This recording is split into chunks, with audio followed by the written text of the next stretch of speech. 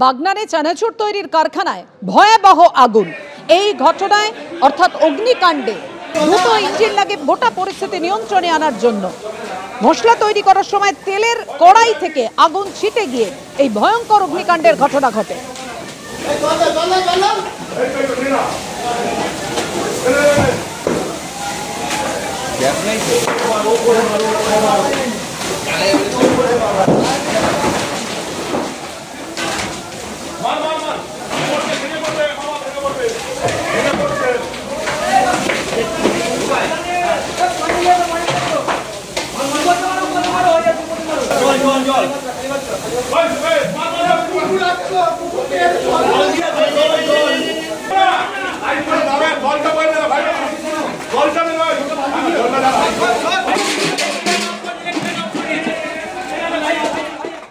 আপনারা শুনছিলেন গঙ্গারামপুরে বিজেপির সংকল্প সভা থেকে বিরোধী দলনেতা শুভেন্দু অধিকারী ঠিক কি বললেন।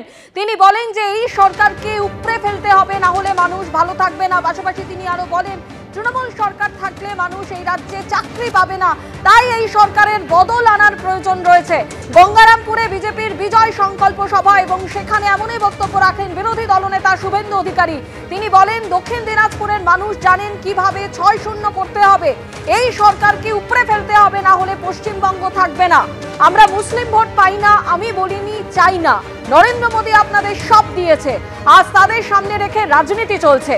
এরা ভারতীয় মুসলমান নন, এরা অনুপ্রবেশকারী রোহিঙ্গা। বিএসএফ কে জমি দেয়নি রাজ্য সরকার, আজ বাংলাদেশেও হিন্দুরা ভালো নেই বললেন বিরোধী দলনেতা শুভেন্দু অধিকারী। বাংলাদেশের মতো পশ্চিমবঙ্গে হিন্দুদের সংখ্যা কমেছে। 2027-এ জনগণনা শুরু হবে, হিন্দুরা 65% নেমে যাবে। দক্ষিণ দিনাজপুরের গঙ্গারামপুরের সভা থেকে বললেন বিরোধী দলনেতা শুভেন্দু অধিকারী। পাশাপাশি তিনি আরো বলেন যে রাজ্যে কোনো চাকরি নেই, পিএসসি নেই, এসএসসি নেই। গত 1 বছরে 8000-এর বেশি স্কুল বন্ধ করেছে তৃণমূল সরকার। এ রাজ্যে তৃণমূল থাকলে চাকরি হবে না বললেন বিরোধী দলনেতা শুভেন্দু অধিকারী।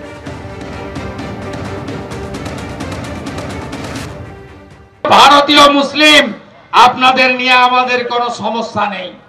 আমি বক্তৃতা করতে উঠলেই আপনারা ভাবেন যে এ মনে হয় আমাদের বিরুদ্ধে কিছু বলল। সবচেয়ে বেশি অস্বস্তিতে আমাদের সংখ্যালঘু মোর্চার লোকেরা থাকেন।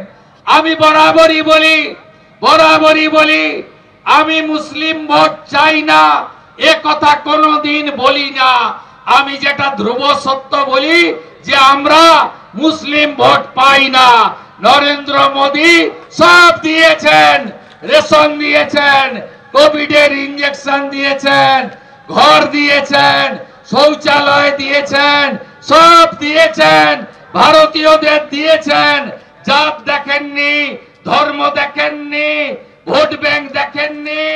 কিন্তু আপনাদের পাড়াতে যখন সুকান্ত মজুমদার যায়, শুভেন্দু অধিকারী নন্দীগ্রামে যায়, আপনারা বলেন এ তো জয় শ্রীরামের পার্টি এসেছে, এ তো হিন্দুদের পার্টি এসেছে, তাই একে ঢুকতে দেব না, ভোট দিতে দেব না। এটাই হলো সমস্যা। আর পশ্চিম বাংলায় কাদেরকে ব্যবহার করা হচ্ছে, কাদেরকে সামনে রেখে আজকে পশ্চিম বাংলায় আইন শৃঙ্খলার অবনতি করা হচ্ছে। আমি মনে করি এরা ভারতীয় মুসলিম নয়। শুভেন্দু অধিকারী তিনি বলছেন গঙ্গারামপুরের সভা থেকে যে সংখ্যালঘুদের সামনে রেখে রাজনীতি চলছে। এরা ভারতীয় মুসলমান নন, এরা অনুপ্রবেশকারী রোহিঙ্গা। বিএসএফ কে জমি দেয়নি রাজ্য সরকার, আজ বাংলাদেশেও হিন্দুরা ভালো নেই। বাংলাদেশের মতো পশ্চিমবঙ্গে হিন্দুদের সংখ্যা কমেছে। এবং তিনি আরো বলেন যে এ রাজ্যে সংখ্যালঘুদের সামনে রেখে রাজনীতি চলছে। পাশাপাশি তিনি আরো বলেন আমরা মুসলিম ভোট পাই না, কিন্তু তিনি একথাও বলেন যে আমি বলিনি তা চাই না, নরেন্দ্র মোদী আপনাদের সব দিয়েছে।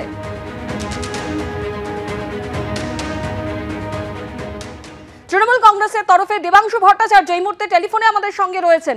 দেবাংশু, গঙ্গারামপুরের সভা থেকে বিরোধী দলনেতা শুভেন্দু অধিকারী অভিযোগ করছেন যে সংখ্যালঘুদের সামনে রেখে রাজ্যে রাজনীতি চলছে। এরা ভারতীয় মুসলমান নন, এরা অনুপ্রবেশকারী রোহিঙ্গা। দেখুন, এটা তো বিজেপির স্বভাব, আমি যার ভোট পাই না তাকে গালাগাল করব। এরা শুধুমাত্র মুসলিমদের ভোট পায় না বলে মুসলিমদের গালাগালি করে তা নয়, বাঙালিদের ভোট পায়নি বলে হিন্দু মুসলমান নির্বিশেষে পশ্চিমবঙ্গের বাইরে বাঙালিদের পেটাতে শুরু করেছে।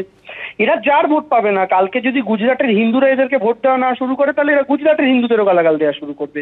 এদের কাছে একমাত্র এরাই সব জানে, এরাই হিন্দু, এরাই একমাত্র সব বোঝে, বাকি আর কেউ নয়। আসলে মুশকিলের জায়গাটা হচ্ছে, আরেকটা কথা উনি বলেছেন দেখলাম যে পশ্চিমবঙ্গের সরকার জমি দিচ্ছে না বলে বর্ডার তৈরি করা যাচ্ছে, এটা সম্পূর্ণ মিথ্যে কথা। আসামের হেমন্ত বিশ্ব শর্মা সরকারও জমি দিতে পারেনি কেন্দ্রীয় সরকারকে। তার কারণটা হচ্ছে কেন্দ্রীয় সরকার যে রেড ক্লিফ লাইন অনুযায়ী ম্যাপিং এর কথা বলছে, সেই ম্যাপিং অনুযায়ী ভারতের বহু জমি বাংলাদেশে চলে যাবে বর্ডার তৈরি হলে।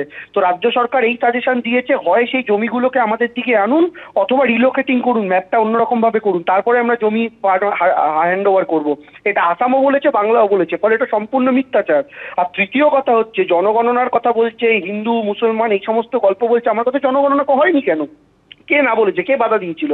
আর জনগণনা করুন না, কেউ তো না বলেনি। কিন্তু মুশকিলের জায়গাটা হচ্ছে যে আপনারা মুসলমানদের অনুপ্রবেশকারী বলবেন, কদিন আগে বলেছিলেন 1.5 কোটি রোহিঙ্গা বাংলায় রয়েছে, অথচ তথ্য বলছে গোটা পৃথিবীতে রোহিঙ্গা রয়েছে 17 লক্ষ। 1.5 কোটির কথা বলছেন। ফলে এই সমস্ত কথাবার্তা বলে আলটিমেটলি ভারতীয় জনতা পার্টি তো আগামী দিনে কি কাজ করবে সে কথা বলতে পারছে না। হিন্দু মুসলমানের মধ্যে বিভাজনের মাধ্যমেই তাদের রাজনীতি করতে হবে, হিন্দু মুসলমানের মধ্যে বিভাজন করেই ভোট চাইতে হবে। আমি শুধু শুভেন্দুবাবুকে এইটুকু মনে করিয়ে দেবো, 15% কম মুসলমান আছে বাঁকুড়ায়, ঝাড়গ্রামে, মেদিনীপুর থেকে শুরু করে একের পর এক জায়গা যেগুলো আপনারা জিতেছিলেন, যেগুলো এবার আপনারা হেরেছেন। 85% ওপরে হিন্দু এলাকা, সেগুলো আপনারা গোহারা এবার হেরেছেন।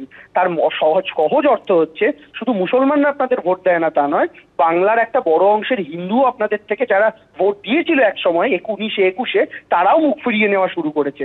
ফলে আজকে মুসলিমদের গালাগাল দিচ্ছেন, কালকে হয়তো হিন্দুদেরও গালাগাল দেবেন। ধন্যবাদ আপনাকে। একদিকে যেমন আজকে বিরোধী দলনেতা গঙ্গারামপুরের সভা থেকে তিনি বলেন যে সংখ্যালঘুদের নিয়ে এই রাজ্যে রাজনীতি করা হচ্ছে, পাশাপাশি তিনি আরো বলেন যে এই রাজ্যে কোনো চাকরি নেই, পিএসসি নেই, এসএসসি নেই। গত 1 বছরে 8,000-এর বেশি স্কুল বন্ধ করেছে তৃণমূল সরকার। এ রাজ্যে তৃণমূল থাকলে চাকরি হবে না, সবাই জোট বাঁধুন, গঙ্গারামপুরের সভা থেকে আহ্বান বিরোধী দলনেতা শুভেন্দু অধিকারী।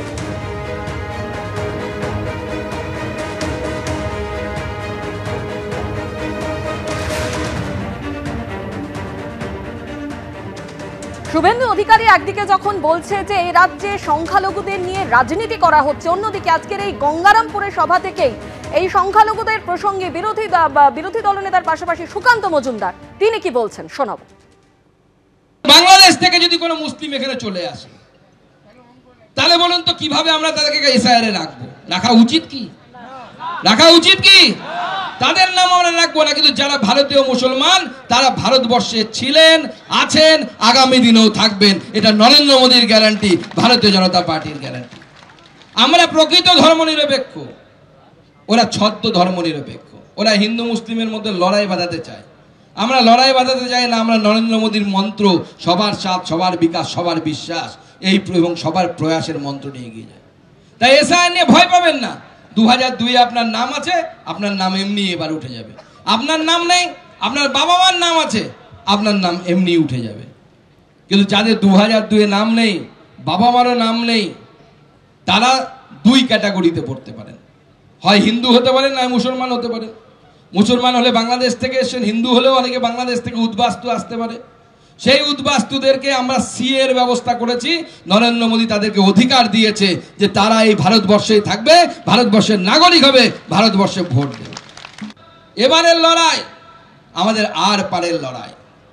এবং শুভেন্দু দা, আমি, আমাদের রাজ্য সভাপতি সবাই মিলে, সকল নেতৃত্ব মিলে একসাথে প্রতিজ্ঞা করেছি যে এইবার মমতা বন্দ্যোপাধ্যায়ের এই চোর সরকারকে আমরা উৎখাত করে তবেই ফেলবো, তবেই শান্তি হবে আমাদের, নচেত আমাদের শান্তি নেই।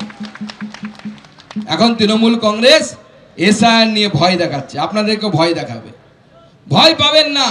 আমি বহুবার বলেছি, আবার বলছি, এসআইআর নিয়ে ভয় পাওয়ার কিচ্ছু নেই।